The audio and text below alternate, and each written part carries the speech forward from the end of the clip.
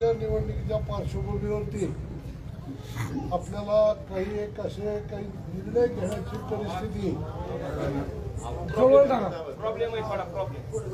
तोंडाच्या जवळ धरलेली जवळ जवळ धरावं लागतं जवळ पुढे या पुढे हा चालू आहे पुढे घ्या थोडं पुढे या दादा पुढे आणि आपलं किती चालू आहे माईक जवळ एवढाच आवाज आहे माईक जवळ चला सर्व कार्यकर्त्यांना या ठिकाणी आवाहन करतो की आपल्या ज्या भावना आहेत या भावना मी समजू शकतो. आपण सगळ्या जर एकत्रित मिळूनच आजपर्यंत सगळी कामं केलेली आहेत. समाजाची सेवा केली असेल, समाजामध्ये चांगले काही उपक्रम राबवले, चांगल्या काही गोष्टी केल्या, सामाजिक, धार्मिक, आध्यात्मिक, शैक्षणिक सर्व क्षेत्रामध्ये आपण जे काम केलं ते मी जरी काम पुढवून केलं असतं तरी केवळ आणि केवळ तुमचं सगळ्यांचं सहकार्य होतं म्हणूनच हे काम झालं. हे मी केलं असं मी कधीच म्हणत नाही, हे आपण सर्वांनी केलं. पण हे करत असताना राजकीय सुद्धा आपण जे काही या ठिकाणी इंदापूर शहरामध्ये जे काम करत असताना हे राजकीय देखील काम प्रामाणिकपणाने केलं आणि ते प्रामाणिकपणाने काय काय केलं हे शहर नाही, तालुका नाही, संपूर्ण राज्याने बघितलेलं आहे. त्या वेळेला जी योग्य भूमिका घेऊन जे काही करायचं ते सर्व काम आपण या ठिकाणी पक्षाच्या माध्यमातून नक्की केलं. असंही असताना राजकारण आता असं एक विचित्र वळणावरती येऊन ठेपलेलं आहे. हे राजकारणामध्ये सामान्य कार्यकर्त्याला किंमत राहिलेली नाही. सामान्य कार्यकर्ता जो आहे त्याच्या घामाला प्रतिष्ठा राहिलेली नाही. तो जे कष्ट घेतो, तो जी वेळ काढतो, समाजातून कुटुंबातून वेळ काढतो, शारीरिक, आर्थिक, मानसिक सगळी मेहनत घेतो, ही सगळी मेहनत याचं मोजमाप करण्याचं आता कुठल्याही राजकीय पक्षामध्ये या ठिकाणी ही परिस्थिती राहिलेली नाही.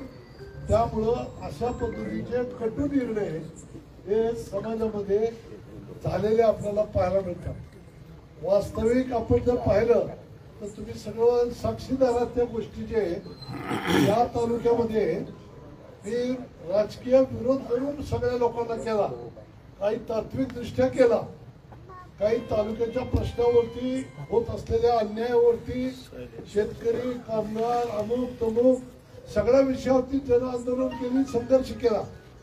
आपण निवडणुका खूप लढलो, नुसतीच विधानसभा नाही तर साखर कारखान्याची लढलो, पंचायत समिती, जिल्हा परिषद अनेक पद्धतीच्या निवडणुका आपण लढलो, नगरपालिकाच्या लढलो. पण ते लढत असताना कधी कुठं पश्चाताप झालेला नाही. ही गोष्ट सगळ्यात महत्वाची आहे ती तुम्ही लक्षात घ्या.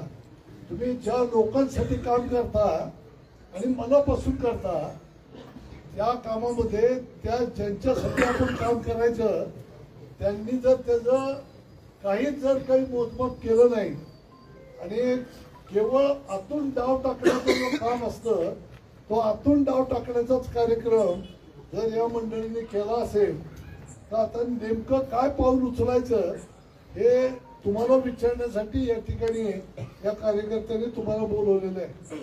तुमच्या भावना ज्या आहेत त्या भावना मी समजू शकतो. एक व्यक्तिगत प्रेम तुम्ही माझ्यावर करताय, आपण केलेल्या कार्याच्या बद्दल जबरदस्त अभिमान हा तुम्हाला आहे, हे निश्चित आहे. पण या सगळ्या गोष्टीचा काही निर्णय घेत असताना उद्या जो निर्णय घ्यायचा आहे तो विचारपूर्वक घ्यायचा आहे.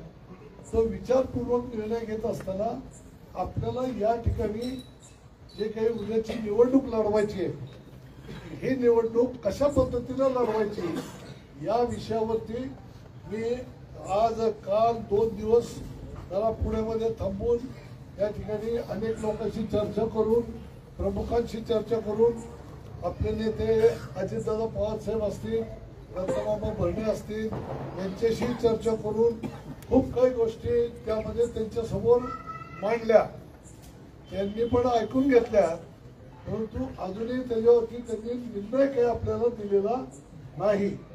तर तो निर्णय उद्यापर्यंत येणं अपेक्षित आहे. तर उद्यापर्यंत तो निर्णय आल्यानंतर काय निर्णय करायचा हे आपण ठरवूया. पण एक गोष्ट आत्ताच्या या बैठकीत सगळ्यांनी सांगून टाका की जो काही निर्णय मी घेईल, शेवटी आता सगळ्यांना तर मला विचारता येणार नाही, तर मी जो काही निर्णय घेईन त्या निर्णयामध्ये आपण सगळ्यांनी सामील असलं पाहिजे. आपण मी घेतलेल्या निर्णयात सामील राहणार तर हात वरती करून राहणार. प्रदीप दादा तुम आगे बढ़ो, हम तुम्हारे साथ हैं. प्रदीप दादा तुम आगे बढ़ो, हम तुम्हारे साथ हैं. हा जो काही आपल्याला निर्णय घ्यायचा आहे तो निर्णय उद्यापर्यंत परत एकदा नेत्यांनी सांगितलंय, अजितदादांनी सांगितलंय, आपण त्यांच्याच नेतृत्वाखाली आजपर्यंत आपल्या तालुक्यात जिल्हाभर राज्यात सगळीकडे काम करत आलेलो आहे. तर ते जे काही निर्णय आपल्याला उद्या सांगतील त्याच्यावरती तुमच्या सर्वांच्या वतीनं योग्य असा निर्णय की ज्या निर्णयामध्ये शहराचं नुकसान होणार नाही, शहराची अडचण होणार नाही, इथल्या नागरिकांची अडचण होणार नाही. आणि त्याचबरोबर आता जे सांगितलं अक्षयनी, गोरगरीब सामान्य कार्यकर्ता आहे त्याचा स्वाभिमान हा दुखावला जाणार नाही अशा पद्धतीचा निर्णय हा आपण निश्चित पद्धतीने घेऊ. परंतु आपण सर्वजण जीवन जगत असताना व्यक्तिगत सर्वजण आपापली प्रगती करण्याच्या प्रयत्नात असतो. जो तो आपापल्या पद्धतीनं प्रयत्न करतो. सगळ्यांनाच त्यामध्ये यश येतं असं नाही, परंतु काही मंडळी हे यशस्वी होतात आणि करोडो रुपये मिळवतात. पण अशी करोडो रुपये मिळवणारी समाजामध्ये बोटावर मोजणे इतकी लोक असतात. आणि मग आमच्याकडं पैसा आहे म्हणून आम्ही म्हणत ती पूर्व दिशा हे आज तागायत 45 वर्ष सार्वजनिक जीवनात काम करतो. माझ्यासारख्या कार्यकर्त्याला ही गोष्ट पटत नाही. नेत्यांना मी हेच सांगितलं की ठीक आहे, कुणा प्रवेश घ्यायचा आहे, आमची ना नाही, पक्ष वाढलाच पाहिजे, प्रवेश घ्या. आणि ज्यांचा प्रवेश घ्यायचा त्यांचे आमचे संबंध तरी वाकडे, आमचे संबंध वाकडे नाहीयेत. 3 पिढ्याचे संबंध आहेत. मागच्या झालेल्या निवडणुकीत जरी आमचा पराभव त्यांनी केला असला तर या गावातल्या कुठल्याही व्यक्तीला माझं आव्हान आहे की त्यांनी दाखवून द्यावं, सांगावं की त्याचा राग धरून तुम्ही 7-8 वर्ष त्यांच्याशी डूक धरून राहिला, रागाने राहिला, त्यांना कुठं दुखावलं, त्यांना कुठं हिनवलं. जिथं देता येईल तेवढा रिस्पेक्ट मी कायम दिलेला आहे. मी माझ्या बाजूने कधी चुकलेलं नाही. हे राजकारणामध्ये हे असतं, हे अंतःकरण मोठं करून चालणारी कार्यकर्ता आहे. यश अपयश यापेक्षा माणुसकी आणि आपल्या गावचं गाव पण सामाजिक सलोखा, धार्मिक सलोखा या सगळ्या गोष्टीला महत्व देऊन या ठिकाणी आपण कधी कुणाला एक वाईट पद्धतीचा त्रास द्यायचा कधीच केलेलं नाही. आणि मग त्यांनी सांगावं, गावानेही सांगावं. असं असताना जिल्ह्यामध्ये मी काम करतोय तर जिल्ह्यामध्ये कुणाला घ्यायचंय, कुणाला काय करायचंय, जिल्ह्यातले आमदार वगैरे सगळे माझी चर्चा करतायत आणि मी त्यांचे प्रवेश घेतोय, मी कुणाचाही प्रवेश घेतोय. आणि या ठिकाणी यांचा प्रवेश घेणार नाही असं यांना का वाटलं? जर वाटलं तर वाटलं, पण प्रवेश आता घ्यायचं की लगेच तुम्ही आम्हाला नगराध्यक्षच करा हे सांगणं हे म्हणजे डिक्टेटरशिप झाली. की माझ्याकडे पैसा आहे आणि त्यामुळं मी म्हणत ती पूर्व दिशा गावात काय घेणं देणं नाही मला कुणाचं, मला नगराध्यक्ष बनवायचे. हे अशा पद्धतीची भाषा ही माझ्यासारख्या कार्यकर्त्याला खंडित आणि म्हणून हा संघर्ष उभा राहतो. राहता राहिला भाग आपले नेते असलेले दत्तमामांचा, दत्तमामांच्या इथपासून तिथपर्यंतच्या प्रवासाचा मी साक्षीदार आहे. आपण सर्वांनी पाहिलेलं आहे. दत्तमामांना या तालुक्यामध्ये निवडून आणताना जे पण कार्यकर्ते आज काल दत्तमामा बरोबर होते, आज आहेत, या सगळ्या कार्यकर्त्यांमध्ये मोठं कॉन्ट्रीब्युशन कुणाचं आहे हा प्रश्न जर विचारला तर समाज सांगेल कुणाचं आहे. आज जे उजवे डावे दिसत होते त्यावेळेला रुसले होते, फुगले होते. ते निवडणुकीचा फॉर्म भरायला सुद्धा येत नव्हते मामांच्या. त्यावेळेला अशा 2 निवडणुका आहेत की त्या 2 निवडणुकांमध्ये आपण सगळ्यांचा विरोध अंगावरती घेऊन दत्ताबाबांना पाठिंबा देऊन दत्ताबाबांसाठी वाटत्या त्या पद्धतीनं आक्रमक पद्धतीनं सगळ्या लोकांना अंगावर घेत कधी कुठल्या गोष्टीची पर्वा केली नाही. साधी गोष्ट आहे, राजकारणामध्ये थोडासा अभ्यास करायचा असतो. मी 3 विधानसभा लढलो, 95, 99 आणि 2004. अनेक तरुण मुलांना माहिती नाही, या निमित्ताने सांगतो. या निवडणुका लढवत असताना माझाही शारीरिक मलाही त्रास, मानसिक त्रास, आर्थिक खर्च आणि नुसते हे नाही तर हे छोटे छोटे कार्यकर्ते, सामान्य कार्यकर्ते हे एकत्रित आणून उभं करताना कोणाचीच आमची परिस्थिती नव्हती. तरी सगळ्या पद्धतीच्या प्रसंगांना तोंड देत आपण आज हे सगळं काम उभं केलं. आणि हे काम 2004 साली विरोधकांच्या बरोबर संघर्ष होत असताना जिंकायला फक्त 5-6 हजार मतं कमी पडली. तरी आपण त्यामध्ये त्यानंतर नाराज झालो नाही. त्यावेळेला पवार साहेबांनी बोलवलं म्हणून आपण राष्ट्रवादीमध्ये गेलो. आणि राष्ट्रवादीत गेल्यावरती त्यांनी आपल्याला सांगितलं होतं योग्य तो सन्मान करू. आता योग्य तो सन्मान म्हणजे माझ्याकडे जिल्हाध्यक्ष पद दिलं हा सन्मान झाला, पण त्या पदाला मी शोभेल असं काम केलं का नाही हे कुणी सांगत जिल्ह्यामध्ये सांगेल. अतिशय प्रामाणिकपणाने कष्ट घेऊन आपण त्या ठिकाणी पक्षाचं काम केलं. या तालुक्यापुरतं जर बोलायचं झालं तर 2004 साली मला 75,000 मतं मिळाली होती. ही सगळीच्या सगळी 75,000 मतं मी इकडं मामांच्या असलेल्या पुढच्या निवडणुकीमध्ये 9च्या, 14च्या, 19च्या आणि अगदी परवाच्या 24च्या या सगळ्या निवडणुकीमध्ये हे माझा पडलेलं जे मतदान आहे हे इतकं मिसळलं की माझा गटच मी अस्तित्व ठेवलं नाही. नारायणकरचा गट हे असते तर राजकारणात असं होतं म्हणून मी प्रयत्नपूर्वक कधी माझा गट या राजकीय पक्षामध्ये वेगळं ठेवलं नाही. तुम्ही सर्वत्र जाऊन पहा, आपापला गट सांभाळून लोक राहतात. मी संघटना सांभाळून पुढे चाललो. गट करायचा नाही, संघटना वाढवायची हे पहिल्यापासून तो माझं तत्व. त्यामुळं माझ्या गटाच्या असलेल्या असंख्य कार्यकर्त्यांवरती गावागावामध्ये अन्याय झाला, आजही होतोय, मलाही दिसतंय. आज मला त्यांना ताकद देण्याचं या ठिकाणी मी प्रयत्न करत गेलो. काही लोकांना ताकद मिळाली, काही लोकांवरचा अन्याय दूर झाला, अनेक लोकांवरचा अन्याय दूर करता आला नाही. तरी सुद्धा ते कार्यकर्ते माझ्याकडे पाहून आजही निष्ठेनं माझ्यासोबत आणि पक्षाच्या सोबत आहे. सांगायचा मुद्दा असा की जे माणसांसाठी आज नेत्यांनी आपल्याशी वैर पत्करलं, आता हे वैरच म्हणावं लागेल.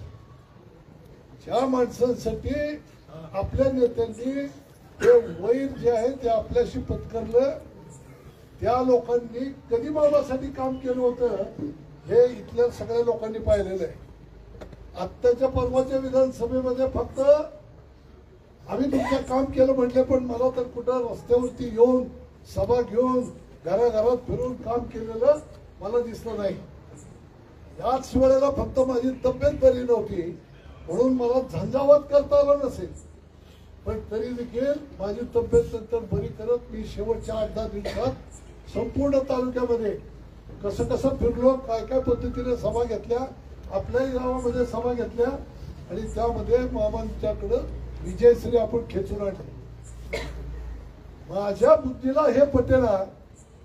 मी आता त्यांना राजकीय सूत्र सांगितलं, त्यांचं म्हणणं एवढंच की मी आता कॅबिनेट मंत्री आहे तर माझी नगरपालिका निवडून आली पाहिजे. आता तुम्हाला मला विचारायचंय की आता जे काही गावामध्ये वातावरण जे आपण केलं पक्षाचं गेल्या 2-4 वर्षामध्ये प्रत्येक भागामध्ये कार्यकर्ते उभे केले, एवढी सगळी विकासाची कामं आपण या ठिकाणी केली, वातावरण सगळं चांगलं झालं. आणि मग आता दुसरी एक महत्वाची घटना इथं घडली, ती काय आपण नाही घडवली, त्याला दोषी आपण नाही, की जे समोरची जी लोक आहेत यांचं आणि त्यांच्याच नेत्यांचं वाकडं आलं. त्यांचं वाकडं आणण्यासाठी गारटकरचा पुढाकार होता का? नाही मी कधी कुठल्या गोष्टीत लक्ष घातलं का? कधीच नाही. काय संबंध? पण ज्या नेत्यांच्या बळावरती तुम्ही निवडून आला, तुमच्या पैशावरती नाही आला, तुम्ही त्या नेत्यांच्या जीवावरती निवडून आला, त्याच नेत्याला तुम्ही म्हटला चौथ्या महिन्यात की आम्ही आमच्या पैशावरती निवडू आलो. मग हे जे पैशाच्या बाबतीत जो काही अहंकार आहे, हा अहंकार दिसून येतो. हा अहंकार राजकारणामध्ये योग्य नाही. उद्या जर तुम्हाला कुणी एखाद्या कुठली गोष्टीची मदत केली, मी तुला मदत केली, आता तू असंच केलं पाहिजे, या गोष्टीला काही महत्व नाही. त्याची गरज आहे त्यावेळेला आपण मदत करतो, पण त्याचं भांडवल करायचं नसतं. पण ह्या प्रत्येक राजकीय परिस्थितीमध्ये आर्थिक विषयावरती भांडवल करण्याचा एक नवीन उद्योग राजकारणामध्ये उभा राहिला. याचे दुष्परिणाम असे आहेत, सामान्य कार्यकर्त्याची या ठिकाणी त्या ठिकाणी त्याला स्वाभिमानानं जगता येणार नाही, असं जर पद्धतीचं राजकारण केलं तर समाज लाचार बनेल, कार्यकर्ता लाचार बनेल. आणि आम्ही इथं जिथं इंदापूर हे आमचं गाव आहे, या गावात आम्ही राहतो, लहानाचे मोठे झालो. या गावामधला माझा तरुण कार्यकर्ता हा लाचार बनणार नाही, हा स्वाभिमानी बनेल, असा विचार माझ्या मनाशी असल्या कारणानं मी यांना सांगितलं की बाबा रे, उद्या काही नगराध्यक्ष पदाची निवडणूक मला लढवायची नाहीये. मी नावं दिली होती सामान्य कार्यकर्त्याची 5-6 लोकांची. या 5-6 लोक इच्छुक आहेत. या इच्छुकांचं अमरगाड्याचं नाव दिलं होतं, माळुसकरचं दिलं होतं, पाळा ढवळेचं नाव दिलं होतं, अजून 4-2 लोकांची मी नावं दिली होती. यापैकी कुठलाही तुम्ही उमेदवार निवडून आणण्याची जबाबदारी आमची. आता योगायोग असा आहे की आपली ताकद आणि त्यांचं जे ते मागच्या निवडणुकीमध्ये जी ताकद ज्या नेत्याची त्यांच्या पाठीशी होती, ती तिथून जर ती ताकद सुटली, निघाली, त्यांचा जो पाठिंबा होता तो त्यांचा तिथून निघाला, तर त्या लोकांनी आपल्या असलेल्या उमेदवाराला पाठिंबा द्यायची चर्चा सुरू झाली. यात आमचा दोष काय आहे? यात आमचा दोष काय आहे? तुमच्या वागण्यामुळं, तुमच्या पैशाच्या अहंकारामुळं जर तुमचीच लोक तुमच्यावरती नाराज झाली आणि आता तेच लोक म्हणतायत कसा निवडून येतो ते बघतो, या सगळ्या गोष्टीमध्ये आमचा दोष काय आहे? आम्ही इथं एका बाजूला सामान्य कार्यकर्त्यांचं संघटन उभं केलंय आणि सगळ्या जाती धर्माच्या लोकांना बरोबर घेऊन आम्ही चाललोय. लोकांची गरज ओळखून आम्ही काम करतोय. कोण आहे त्याचे, कोण समोरची व्यक्ती बघत नाही.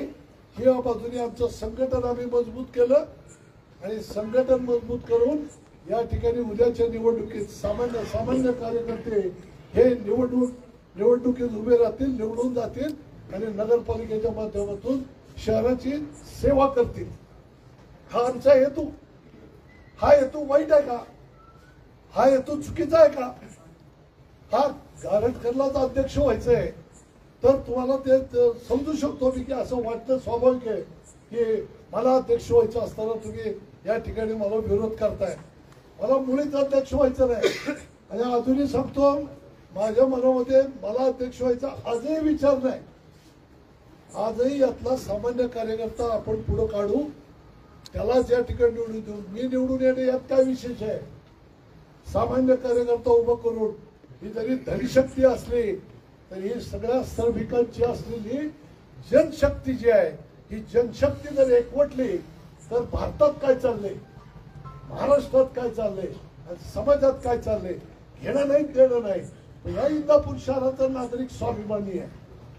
या इंदापूर शहरातला कार्यकर्ता हा स्वाभिमानी आहे आणि हा अशा पद्धतीचा एक पैशाचा अहंकार दाखवत किंवा उद्या कुठलंही मसल पॉवर असेल त्या मसल पॉवरचा अहंकार दाखवत जर कुणी अशा पद्धतीचं आमच्या गावामध्ये राजकारण करत असेल तर गावचं गावपण टिकवण्यासाठी सर्वसामान्यांचा आवाज बुलंद ठेवण्यासाठी या अशा प्रवृत्तीच्या विरोधात संघर्ष करणं हे माझं मी कर्तव्य समजतो. ही भूमिका मी दादांच्या बरोबर समोर मांडलेली आहे आणि त्यामध्ये मामांनाही सांगितलंय हे कुठल्याही मनामध्ये तुम्ही किंतु बाळगू नका. आम्ही कधी तुमच्या विरोधात काम केलेलं नाही. आम्ही तुम्हाला कुठेही कधी कमी लेखलेलं नाही. जितकं शक्य तेवढं तुम्हाला ताकद द्यायचं काम केलंय आणि प्रामाणिकपणाने केलंय, निस्वार्थी बुद्धीने केलंय. इथं बसलेल्या लोकांना मला विचारायचंय मामांच्याकडनं कुठल्या गोष्टीचा फायदा मी उचललाय दाखवून द्या. राज्याच्या राजकारणात तुम्हाला आज 15 वर्ष निवडून आम्ही आणतोय. सत्ताधारी पक्षात तुम्ही बसताय, मंत्री म्हणून तुम्ही तिथं राहताय. तुमच्या नंतरच्या एखाद्या तरी कार्यकर्त्याला मोठं करण्यासाठी मामांनी काय केलं, काय कुठली गोष्ट मला दिली आणि नाही दिली म्हणून मी कधी नाराजी व्यक्त केली. मी नेहमी समजून घेतलंय ठीक आहे अडचण असेल, मामांची इच्छा असेल, पण दादांना देता येत नसेल, राजकारण तसं बनलंय. या सगळ्या गोष्टी मी लक्षात घेऊन मी नेहमी तडजोड करत गेलो. मी कधीही कुठल्याही गोष्टीची अपेक्षा या व्यक्तीकडनं केलेली नाही. आणि कुठलं सार्वजनिक कुठलं काम घेतलंय काय घेतलंय, या इंदापूर शहरात जी काही कामं झाली ही कामं सगळ्या सामान्य कार्यकर्त्याला वाटली. आज जे काही मोठमोठे उपक्रम झाले, कार्यक्रम झाले, हे सगळे आपण मोठमोठे उपक्रम या ठिकाणी आपण केले. आज समाधानाने जगणं काय असतं ते आमच्यावरती तो संस्कार आहे त्याच्यामध्ये आम्ही समाधानी आहोत. पण आमचा प्रपंच सुखाने करताना गरिबाचाही प्रपंच, सामान्य लोकांचाही प्रपंच हा सुखाने व्हावा असा विचार असलेला मी कार्यकर्ता आहे. आणि म्हणून मी ही कायम भूमिका घेत आलो की आपण सगळ्यांना पुढे घेऊन जाऊ. पुढाऱ्याचा अर्थ असा आहे समाजाला जो पुढे घेऊन जातो तो पुढारी. तर या भूमिकेमध्ये आपण जात असताना काहीच कारण नसताना आज समोरच्या मनुष्य आणायचा आणि एवढ्या लोकांची कार्यकर्त्यांच्या भावना पायदळी तुडवण्याचा जो कार्यक्रम चाललाय हा काही माझ्यासारख्या कार्यकर्त्याला पसंत पडत नाही. आणि तुम्हाला मागेही मी सांगितलं गावासाठी कुणाचाही वाकडेपणा केला मी कुठेही कधी कचरतच नाही. मी उदाहरण नेहमी सांगतो की मी नगराध्यक्ष असताना या गावामधला सीओ बदलण्यासाठी त्यावेळेचे तत्कालीन मुख्यमंत्री मनोहर जोशी यांच्याशी त्यांच्याच पोचमध्ये मंत्रालयाच्या पोचमध्ये जसं तुम्ही भांडता ना दोन मित्रांमध्ये तसं मी भांडलो होतो. डायरेक्ट बोललो होतो. मी आजपर्यंत अनेक मुख्यमंत्री बघितले, तुमच्यासारखा नाभर मुख्यमंत्री बघितला नाही. आज गाडीत बसलेला तो मुख्यमंत्री मनोहर जोशी उसळून माझ्या अंगावरती आले होते. कुणाला बोलतोय कुणाला बोलतोय. मी तिथं त्याला म्हणलो तो तुम्हाला बोलतोय. हे त्यानंतर त्यांनी मला केलेला प्रयत्न समजून सांगण्याचा, अरे तू कशाला वाकडेपणा घेतो, काय पाहिजे तुला, पुण्याला फ्लॅट, मुंबईला फ्लॅट, अमुक देतो, कामं देतो, डामं देतो, काही म्हणलं नाही. तुम्हाला तुमची सत्ता प्यारी आहे, मला माझं गाव प्यार आहे. या पद्धतीनं आपण तेव्हापासून जो संघर्ष करतोय तो आज तागायत चालू आहे. त्यामुळे तुम्हाला सगळ्यांना सांगायचंय हे जे सगळं चाललंय हे गावासाठी चाललंय, माझ्या व्यक्तिगत कामासाठी नाही. त्यामुळं प्रत्येकाने लक्षात ठेवा की आज मी जिल्ह्याचा अध्यक्ष आहे. जिल्हाभर आता इथं बोलायला याच्यापर्यंत मला फोन चालू आहे की आमचं हे काम आहे त्याचं काय, आमचं ते काम त्याचं काय. मी कुणालाही अजून काही बोललेलं नाही. परंतु आज तुम्ही सगळेजण इथं जमलात, हे 2-4 दिवसात जे वातावरण झालंय त्यामुळे मी तुम्हाला या ठिकाणी सांगतो जे पण काही करायचं ते प्रामाणिकपणे करायचं. आता ठीक आहे आम्ही काम केलं तुमच्यासाठी, आमची योग्यता वाटत नसेल तर त्यामुळे तुम्ही आम्हाला दूर लोटलं तर लोटलं म्हणून काय हातावर हात मारून गप्प बसणार मी नाही. मी असा कसा बसू शकतो. मी प्रवाहाच्या विरोधात वाढणारा कार्यकर्ता आहे. किती वर्ण ताकदीने या, मी याल तर तुमच्या सह, न याल तर तुमच्या विना.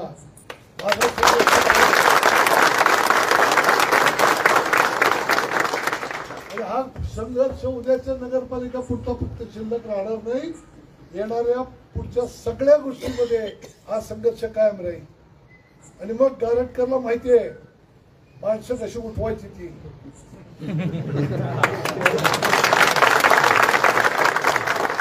या तालुक्यानी आणि आजही माझं जरी 65-63 वय झालं असलं तर हे उर्मी जी आहे ती उर्मी कमी झालेली नाही, नीट लक्षात घ्या. त्यामुळं येणाऱ्या काळामध्ये जर मी या सगळ्या गोष्टी करायला लागलो तर ते काय होणार आहे याचा विचार ज्यांनी त्यांनी करावा. माझ्या ताकदीचा उपयोग मी चांगल्याच गोष्टीसाठी केलाय, पक्ष वाढवण्यासाठीच केलेला आहे. कुणी एखाद्याने दाखवून द्यावं या तालुक्यामध्ये कुठेही खून झालं, कधी कुणावरती अन्याय झाला, याच नेत्यांनी जर कुठे अन्याय केला तर सगळ्यांची गाऱ्याने ऐकण्याचं काम मी करतो. त्यामुळे गावाच्या प्रत्येक तालुक्याच्या कानाकोपऱ्यात कुठं कुठं काय काय दडलंय, कुठं असंतोष आहे मला माहिती आहे. त्यामुळं मी जर तिरका चाललो तर हे कुठं जाईल राजकारण तुम्हाला त्याचा विचार तुम्ही करा. मला काय घेणं देणं नाही, मी फकीरच आहे. मला काय मिळवायचंच नाही, तुम्हाला मोठं व्हायचंय. पण तुम्ही मोठं जरूर व्हा, पण कार्यकर्त्याची किंमत शून्य करून नाही. याच कार्यकर्त्याच्या बळावरती तुम्ही आज उभे आहात. त्या कार्यकर्त्याची माती करून जर तुम्ही उद्या मोठे व्हायला बघाल तर आम्ही ते सहन करणार नाही. त्यामुळे येणाऱ्या काळामध्ये हा संघर्षाचा काळ सुरू झालेला आहे. संघर्षामध्ये ज्याला उभं राहायची सवय आहे, त्यांची मानसिकता आहे, ज्याला संघर्ष करण्यासाठी वाघाचंच काळीज लागतं, त्यांच्याकडे जे वाघाचं काळीज आहे त्यांनी या संघर्षामध्ये सामील व्हा. यश अपयश या गोष्टीची कधीच पर्वा केलेली नाही, करणारी नाही. पण हे आपल्याला पटलं नाही पटलं तर या पद्धतीनं जर जे राजकारण चाललंय ते आज समाजामध्ये सगळ्या राजकीय पक्षांनी किंवा या अशा मोठ्या नेत्यांनी पैशावाला पाहिजे म्हणून जर राजकारण सुरू केलं तर सामान्य कार्यकर्त्यावरती जो अन्याय होईल तो गरीब कार्यकर्ता दबला जाईल. आणि एक दिवस हा गरीब कार्यकर्ता सर्व राजकीय विचार बाजूला ठेवून, सर्व राजकीय सामाजिक धार्मिक सगळे विचार बाजूला ठेवून हा सामान्य गोरगरीब कार्यकर्ता जर चिडून उठला, संघर्षाच्या पवित्र्यामध्ये रस्त्यावरती जर उतरला तर चांगल्या लोकांना नव्हे या सरकारला सुद्धा नीट राहता येणार नाही. हे बघितलं आपण नेपाळमध्ये, बघितलं बांगलादेशमध्ये, बघितलं तुम्ही श्रीलंकेमध्ये. तिथल्या राजकीय नेत्यांना त्यांच्या राजकीय खुर्ची सोडून जीव मुठीत धरून पळून जावं लागलं. मी लांबचा विचार करणारा कार्यकर्ता आहे. त्यामुळे हा जो गोरगरीब समाज आहे याला या अशा पद्धतीनं वातावरण इथं होऊ नये यासाठी म्हणून आता ही बाब छोटीशी आहे. नगरपालिका इंदापूर काय बाब आहे, पण याच्यातनं खूप मोठा विचार महाराष्ट्रात जातो हे नीट लक्षात घ्या. मी जे काही परवा बोललो इथं पत्रकारांशी की याच्यातून शहरी नक्षलवाद जन्माला घालण्याचं काम, एकीकडे नक्षलवादी म्हणून मोहीम उघडताय, माणसं मारताय, आणि तुमची ही जी कृती चालली आहे राजकीय नेत्यांची, त्या तुमच्या राजकीय नेत्यांच्या कृतीतनं हा कार्यकर्ता उद्या जर संतापला, चौताळला की मी फक्त पैशाने कमी पडतोय म्हणून माझ्यावरती अन्याय होतोय, कामाला मी वाघ आहे, समाजाची मी सेवा करतोय, दिवस रात्र राबतोय, आणि तुम्ही पैशावाल्याच्या फक्त पैसा आहे म्हणून त्याच्या पाठीशी उभं राहताय, तर यातनं शहरी नक्षलवाद तयार करण्याचं काम हे तुम्ही करताय. नीट लक्षात घ्या. हे राजकारण फक्त नगरपालिकेपुरतं मी बोलत नाही. माझं बोलणं ज्याला कळतंय त्याला कळतंय. हा फक्त इथला प्रश्न नाही, राज्याचा नाही, संपूर्ण देशाचा प्रश्न आहे. त्यामुळं येणाऱ्या काळामध्ये सामान्य गोरगरीब कार्यकर्ता हा एका बाजूला पैसेवाले एका बाजूला, अशा पद्धतीचं राजकारण जर चाललं तर बंधूंनो, धर्माची जी काही दरी, दोन धर्मातलं अंतर, दोन जातीतलं अंतर हे एक वेळ मिटेल. एक वेळ हे धार्मिक जातीय जे काही दंगे आहेत हे थांबतील, पण गरीब आणि श्रीमंतातलं अंतर हे कधी मिटणार नाही. आणि हे जर कधी मिटलं नाही तर हे येणाऱ्या काळामध्ये जो समाजात जो संघर्ष उद्भवेल तो भयंकर असणार आहे. आमची शत्रू राष्ट्र आहे अमेरिकेपासूनची, ही सगळी शत्रू राष्ट्र करोडो करोडो रुपये इथं टाकतायत आणि इथल्या तरुणांची माती भडकवत आहेत. ते कधी धार्मिक दंगली घडवत आहेत, कधी जातीय दंगली घडवत आहेत. तीच लोक या ठिकाणी या गरीब श्रीमंतीतलं अंतर लक्षात घेऊन गरिबांना जर तिथं फुंकर घालत गेली तर येणाऱ्या काळातला जो दंगा पुढे सुरू होईल तो कुणालाच परवडणार नाही, सरकारलाही परवडणार नाही. नेत्यांचा तर विषय बाजूला राहिला. तर या सगळ्या अँगलने विचार कार्यकर्त्यांनी करायचा आहे. मी जे काही निर्णय करतोय तो निर्णय असाच नाही, माझ्या एकट्यासाठी नाही की माझं इथं काही राजकीय अस्तित्व संपतंय. काही माझं राजकारण संपत नाही. नीट लक्षात घ्या, नगरपालिका नव्हती 15 वर्ष ताब्यात, कुठं राजकारण संपलं आमचं सांगाल कुणी? आमचं राजकारण नाही संपलं, कारण आमचं राजकारण आमच्या विचारांवरती अवलंबून आहे. आमचे विचार समाजाला पटतात, आमचे विचार गोरगरिबाच्या फायद्याचे आहेत. ज्याच्यावरती अन्याय होतो त्याला न्याय देणारे आमचे विचार आहेत. त्यामुळे आमचं राजकारण संपणार नाही, पण मागणं धोका देणाऱ्यांचं राजकारण बाकी येणाऱ्या काळात संपलं.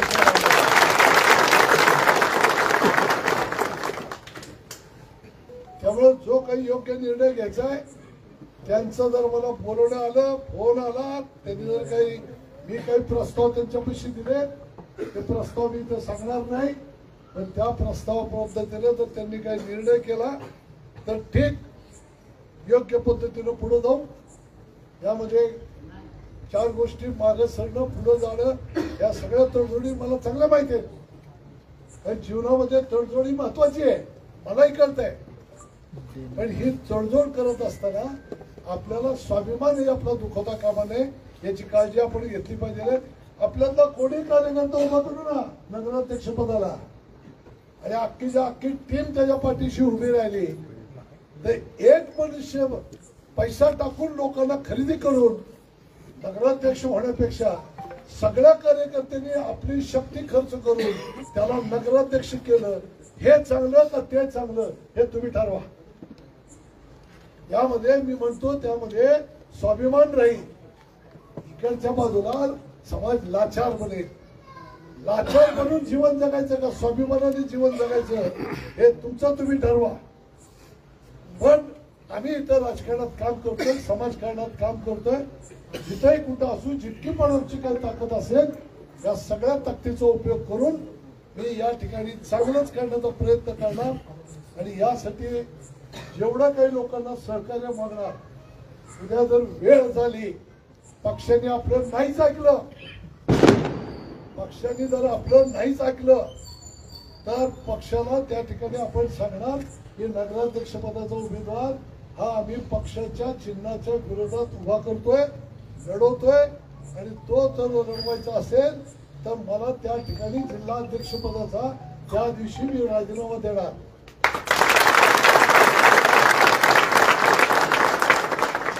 तुमच्यासाठी इमानी काम केलं. प्रदीप दादा तुम आगे बढ़ो, हम तुम्हारे साथ हैं. प्रदीप दादा तुम आगे बढ़ो, हम तुम्हारे साथ हैं. बंडू आला रे बंडू आला, बंडू आला रे पुन्हा एकदा बंडू आला रे बंडू आला, बंडू आला रे बंडू आला. बऱ्याच लोकांना बंडू भाई सगळ्यांना माहिती बंडू कोण आहे ती परत तालुक्याला. मला तुम्हाला या ठिकाणी सांगायचंय की जर या पद्धतीनं जर निर्णय जर झाला तर आपण या ठिकाणी आपलं पॅनल उभं करणार आहोत.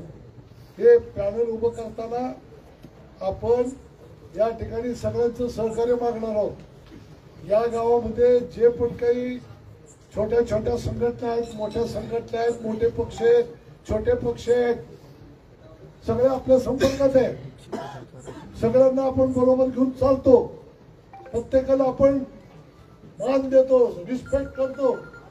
त्यामुळे सगळ्या जाती धर्माच्या संघटना असतील, या सगळ्यांना आपण एकत्रित करणार आहोत, आवाहन करणार आहोत की हे उद्याची लढाई हे या असलेल्या धनशक्ती विरुद्ध जनशक्ती आहे. तुम्ही आम्हाला साथ द्या, अशा पद्धतीचं आव्हान आपण करणार आहोत.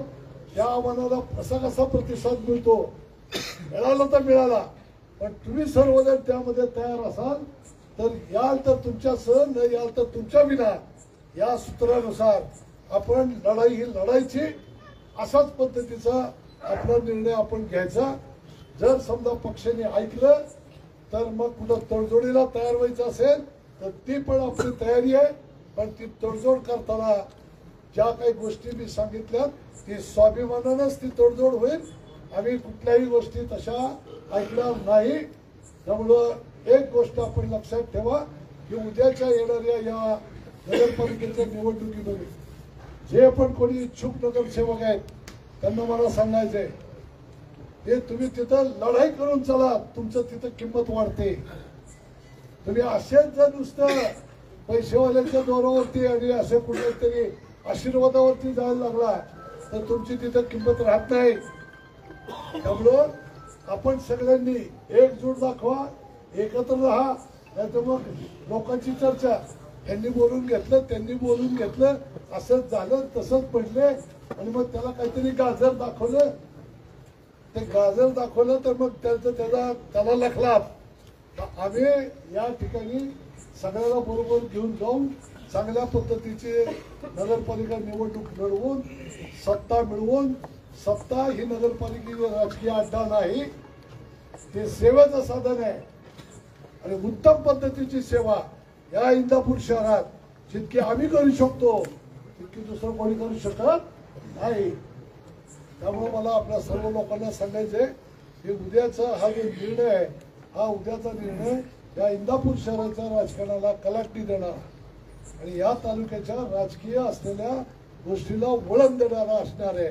एवढं या ठिकाणी नक्की सांगतो. तुमची मानसिकता करा, तुमची मानसिकता करा. मी जे काही बोलतोय हे जर चुकीचं असेल तर तुम्ही जरूर दुरुस्त करा. पण तुमचा जर स्वतःच्या वरती विश्वास आहे आणि आपण कष्ट करतो म्हणूनच आपला प्रपंच चालतो, हे जर तुम्हाला मान्य असेल तर दुसऱ्या कुठल्याही गोष्टीला तुम्ही भीक घालत बसू नका. स्वाभिमानाने आपण राहू आणि निवडणूक सहजगत्या जिंकून आणू.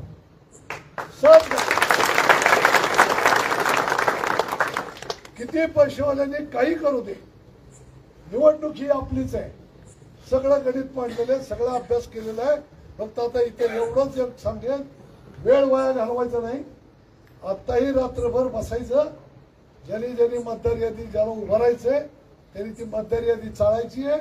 मला उद्या ती मतदार यादी घेऊन इथे यायचंय. मी दिवसभर बसणार आहे, प्रत्येकाचं मत समजून घेणार आहे. ज्याला कुणाला निवडणूक लढायची, काही काही ठिकाणी 2-4 अशा पद्धतीचे उमेदवार आपल्याकडे आहेत.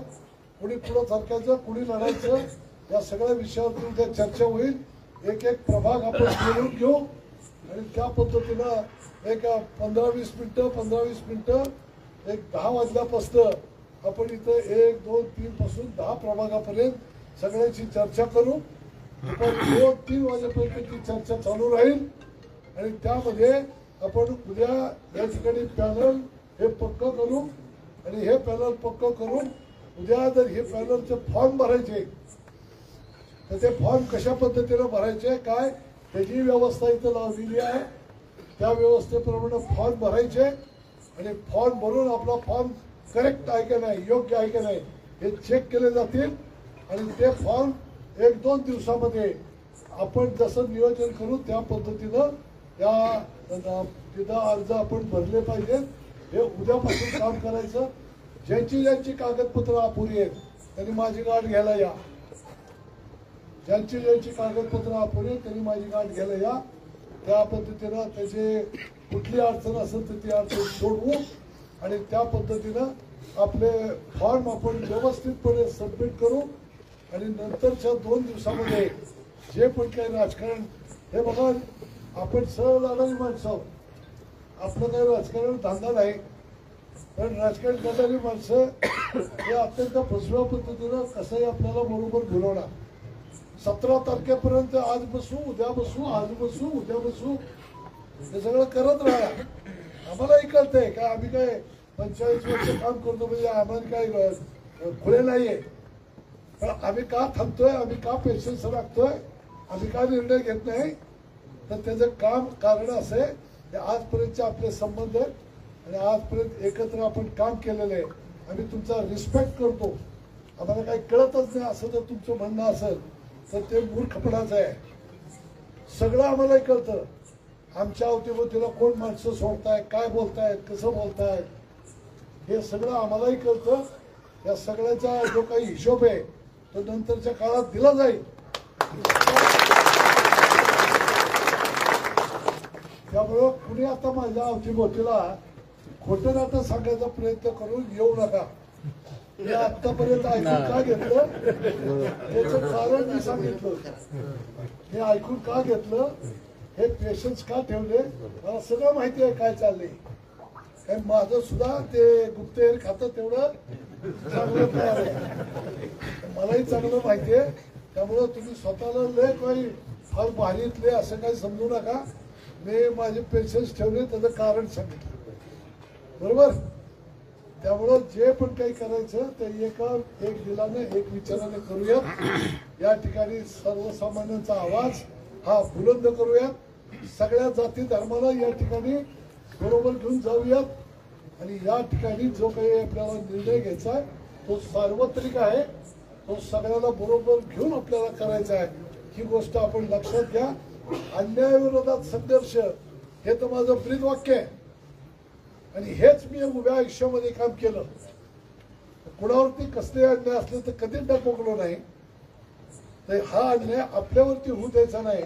आता मी तुम्हाला अन्यायाविरोधात संघर्ष करायला शिकवलं, पण आता आपलीच लोक माझ्यावरती अन्याय करतायत. तुम्ही माझ्यासाठी काय करताय मला बघायचंय. तुमची किती ताकद आहे, तुम्ही किती पद्धतीने उतरताय, किती ताकदीनं उतरताय, किती आक्रमकतेने उतरताय, हे मला पाहिजे. त्यामुळं आपण सगळ्यांनी या सगळ्या विषयामध्ये नीट पद्धतीने लक्ष घालून आपापल्या वार्डात काम करा. नगरपालिका निवडणूक 2 तारखेला होईपर्यंत कोणीही प्रभाग सोडायचा नाही, वॉर्ड सोडायचा नाही. मतदार यादी आणि त्याचा अभ्यास आत्ताही रात्रभर सगळा अभ्यास झाला पाहिजे. बाहेरचं मतदान कुठलं, बोगस मतदान कुठलं, हे बोगस मतदान लगेच शोधा. आज उद्या 2 दिवसात शोधा. आपल्याला बोगस मतदारांच्याकडे निरोप द्यायचे. बोगस मतदान करायला आलं तर प्रश्न निर्माण होईल. प्रश्न निर्माण होईल. लोकशाहीचा घात करायला निघालाय तर प्रश्न निर्माण होईल. त्यामुळे बोगस मतदारांना निरोप आधीच देऊन टाकायचे. इकडे फिरकू नका. बोगस मतदान करायचा प्रयत्न कुणी करू नका. आम्हाला माहिती आहे त्या मतदार यादीत काय काय केलंय ते, बरोबर. मला सगळं माहिती आहे. म्हणून तुमची ती मतदार यादी इथं राहणारी लोक आहेत का, बाहेरची लोकांची नाव आहेत ती कुठली आहेत, आपल्या तालुक्यातली आहेत का, तर ती नावं इथं कशी लागली, त्यांचं घर दार कुठे, या सगळ्या गोष्टी उद्या आणि परवा 2 दिवसात शोधायच्या. 3रा दिवस घ्यायचा नाही. 2 दिवसात शोधायच्या आणि आपण सगळ्यांनी आपल्या आपल्या पद्धतीनं आपापल्या प्रभागामध्ये काम करत राहा. किंवा फॉर्म भरण्यासाठी सगळ्यांनी गुंतून पडू नका. कार्यकर्ते प्रभागात राहतील.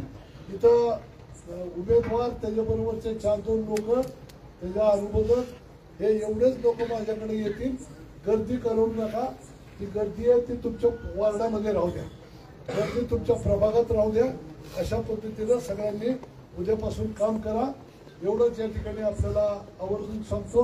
आणि आपण सर्वजण या ठिकाणी एकत्रित आलात, आपल्या असलेल्या भावना या ठिकाणी प्रकट केल्या आणि एक सामान्य कार्यकर्त्याचा कोणी सगळी जागेवर थांबा, उठू नका कोणी. सामान्य कार्यकर्त्याचा आवाज जो तुम्ही या ठिकाणी बुलंद केला त्याबद्दल मी आपल्या सर्वांचे मनपूर्वक आभार व्यक्त करतो आणि आपल्याला खात्री देतो की आपण आपली ताकद आणि उद्या आपल्याबरोबर येणाऱ्या लोकांची ताकद जर मिसळली तर या शहरामध्ये एकतर्फी निवडणूक होऊन जाईल.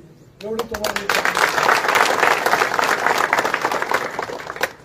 या दृष्टीनं मी सगळ्यांशी माझी बोलणी चालू आहे आणि त्या पद्धतीनं ती लोक आपल्या विचाराला आपल्या याला पाठिंबा देण्याच्या मनस्थितीत आहेत. ते जी पाठिंबा देत असताना त्यांचं काय म्हणणं आहे ते मला फक्त ऐकून घ्यायचंय. ते मी ऐकून घेतो आणि त्यामध्ये सन्मानानं मार्ग काढून सगळेजण आपण एकत्रितपणे पॅनल उभं करूया. हे त्यांनाही मी सांगितलंय की आधी पक्षासाठी प्रायोरिटी आहे. पक्षाने जर आमचं ऐकलं, पक्षाने जर योग्य सन्मान ठेवला तर आम्ही घड्याळावरती आहे. पण पक्षाने जर आम्हाला कोल्लं तर आम्ही सुद्धा पक्षाला कोल्ल्याशिवाय राहणार हे सांगून टाकलंय. आणि माझा जिल्हाध्यक्षपदाचा राजीनामा हा उद्या मी 17 तारखेला फॉर्म जे शेवटच्या दिवशी भरण्याचा जो दिवस आहे त्या दिवशी त्या दिवशीपर्यंत त्या सगळ्या गोष्टीची वाट बघून मी या ठिकाणी कारण मी जर पक्षाच्या चिन्हाच्या विरोधात जर काही माझं पॅनल उभं करत असेल तर मला नैतिक अधिकारच नाही की मी त्या पदावरती राहू. त्यामुळं मी माझं नैतिकता ओळखतो, मला सांभाळायची माहिती आहे. त्यामुळे त्या ठिकाणी मी पक्षाचा राजीनामा देईन आणि मगच या पॅनलच्या प्रचारात उतरेल. एवढंही सगळ्या गावकऱ्यांना सांगतो. मला कल्पना हे सगळे चॅनलवाले बातमी आता तासाभरात सगळ्या जिल्ह्यात फिरवत का नाही. पण मी सुद्धा जे काही काम केलं आणि मी जे काही बोललो मला असं वाटतं की माझं काहीच चुकलेलं नाही. असता माणसाला वाटत असतं की आपण करतोय ते बरोबर करतो. पण मी अत्यंत विचारपूर्वक आणि अत्यंत काळजीपूर्वक एक एक शब्द आणि एक एक पाऊल आजपर्यंत टाकत आलो.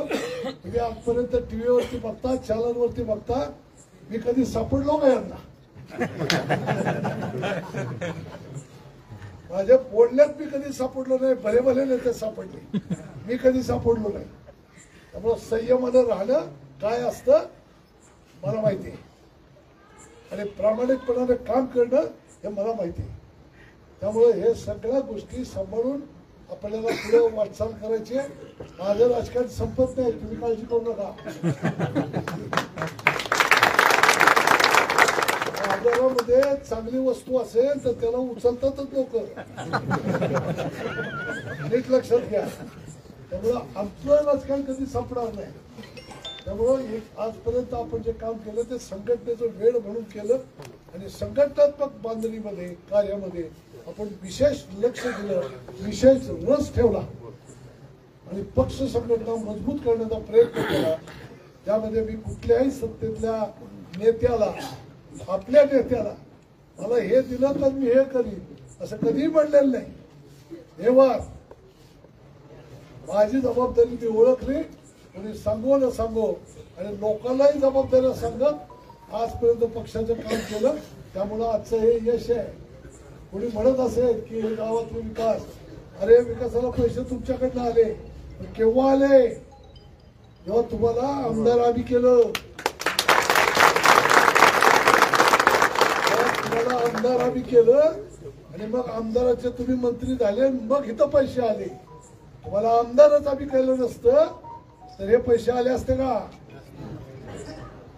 हा साधा हिशोब आहे. त्यामुळे ह्या कुठल्या असल्या बाकीच्या गोष्टीला भीक घालू नका. सगळ्या प्रश्नाला माझ्याकडे उत्तर आहे. एक ना एक प्रश्नाला माझ्याकडे उत्तर आहे. मला कल्पना आहे सगळे आता हे मीडियावाले सगळे आता माझ्यावरती तुटून पडणार. असे काही यांचे प्रश्न असणार आहेत, मलाही ते माहिती आहेत काय काय विचार. या सगळ्या प्रश्नाला माझ्याकडे उत्तर आहेत. म्हणून मी आपल्या सर्व पत्रकार मंडळींना सुद्धा सांगू इच्छितो, नलोडे मला सांगतो मी एकदा जर उतरलो तर उतरलो, पुऱ्या तयारीनिशी उतरतो. हा आणि माझ्याकडे काय आहे काय नाही याच्यापेक्षा माझी मानसिक ताकद मोठी आहे. तेव्हा या परिसरात सगळं काँग्रेसचं प्राबल्य होतं, तेव्हा सगळ्याला एकाच वेळेला अंगावर घेतलेला मी कार्यकर्ता आहे. त्यामुळं माझी मानसिकता याचा अभ्यासच कुणी केलेला नाही, आमच्याच नेत्यांनी केलेलं नाही तर बाकीच्याला काय. त्यामुळं येणाऱ्या काळामध्ये आपण कसा मार्ग आखायचा, काय करायचं ते पुढच्या पुढे ठरवू. मग आज मी त्याला या नगरपालिकेच्या विषयावरती मी जे काही ठरवलं, मी जे काही बोललो, हेच फक्त मी आतापर्यंत 2-3 दिवस वरिष्ठांशी बोलतोय, सगळ्यांशी बोलतोय. एवढंच तुम्हाला या ठिकाणी सांगतो. जर विशेष काही सांगण्याची वेळ आली तर परत एकदा आपल्याला उद्या परवा सगळ्याला बोलवलं जाईल आणि तुम्ही सांगाल पण निर्णय घेतला नाही. निर्णय मी एकटा कधीच घेतलेला नाही. मी सरकार चालवली, नगरपालिका चालवली, तर लोकाभिमुख शासन मी चालवलं. त्यावेळेला महाराष्ट्रामध्ये ते प्रसिद्ध झालं. 1 वार्ड 5 लोकांची ग्रामसभा, 125 लोकांची ग्रामसभा घ्यायचो.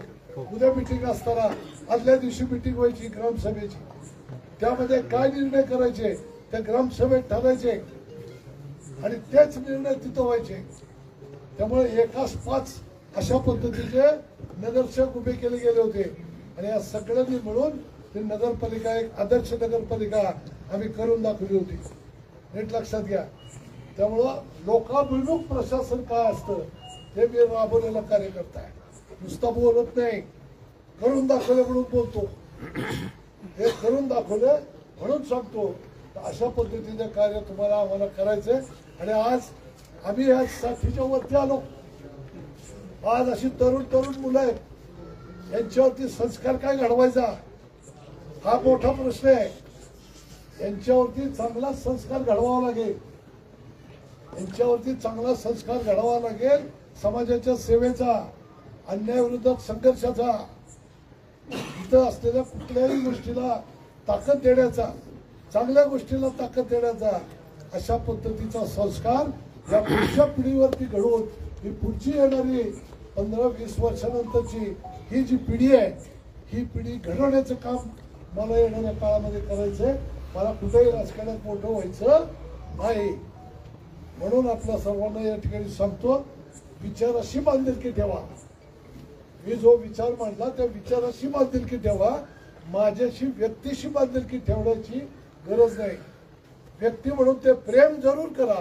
मी तुमच्यावरती व्यक्ती म्हणून प्रेम करतो, पण बांधिलकी जर ठेवायची असेल तर ती विचारांची बांधिलकी ठेवा. ते आयुष्यभर टिकते, ते आयुष्यभर टिकते. म्हणून 45 वर्ष सार्वजनिक जीवनात काम करताना आजही माझा कार्यकर्ता टिकून आहे, माझ्या बरोबर आहे. तो मित्र मला कधी विसरला नाही. याचं कारण ती वैचारिक बांधिलकी आहे. बरोबर. त्यामुळे त्या पद्धतीने आपण येणाऱ्या काळामध्ये काम करू अशा पद्धतीचं आव्हान आपल्याला करतो. आपण एवढ्या संख्येने या ठिकाणी जमलो त्याबद्दल आपले आभार व्यक्त करतो. आणि एक गोष्ट सांगतो की जे पण काही करायचं ते सायलेंटली, सारखी माणसं जमवणं वगैरे असा विषय नाही. आता घराघरामध्ये घुसून आपल्याला आपला विचार लोकांपाशी सांगायचा आहे आणि एक मत गोळा करायचंय. या दृष्टीने आपण सगळे कामाला लागा. मला रिपोर्ट मिळाला पाहिजे की 10-5 लोक प्रत्येक घराघरामध्ये जात आहेत. नगरसेवक इच्छुक उमेदवार सगळे जात आहेत, पण त्याचबरोबर कार्यकर्ते पण जात आहेत. समाजात वयोवृद्धांच्या हातापाया पडतायत आणि या वेळेला आमच्या पाठीशी उभा राहा असं सांगतायत.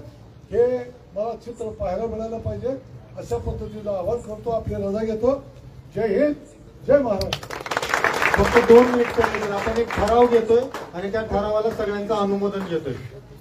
आज या ठिकाणी आदरणीय दादा यांनी विस्तृत असं आपल्याला सगळ्यांना मार्गदर्शन केलेलं आहे आणि उद्याच्या येणाऱ्या काळामध्ये आदरणीय प्रदीपदादा गारटकर हे सांगतील ते धोरण आणि बांधतील ते तोरण या पद्धतीने आपण इथून पुढच्या काळामध्ये त्यांच्या सोबत राहूयात आणि त्यासाठीचे सर्व अधिकार आदरणीय दादांना आपण एकमुखाने देऊयात. या पद्धतीचा ठराव मी या ठिकाणी मांडतो आणि सोबतच मी विनंती करतो की काही आजी माजी नगरसेवक मंडळींना की त्यांनी या ठिकाणी येऊन फक्त एका वाक्यात जर हा ठराव मान्य असेल तर त्या ठरावाला अनुमोदन द्यावं. मी परत एक वेळ ठराव मांडतो की उद्याच्या येणाऱ्या काळात या इंदापूर नगरपालिकेच्या अनुषंगानं या सर्व कार्यकर्त्यांचा स्वाभिमान टिकून राहण्यासाठी आदरणीय प्रदीपदादा गारटकर हे सांगतील ते धोरण व बांधतील ते तोरण या पद्धतीनं आपण त्यांना सर्व अधिकार देत आहोत. या पद्धतीचा ठराव मी मांडतो आणि या ठिकाणचा सर्वप्रथम मी अनिलजी राऊत यांना विनंती करतो की त्यांनी या ठिकाणी अनुमोदन द्यावं. सगळ्यात बोलण्यापेक्षा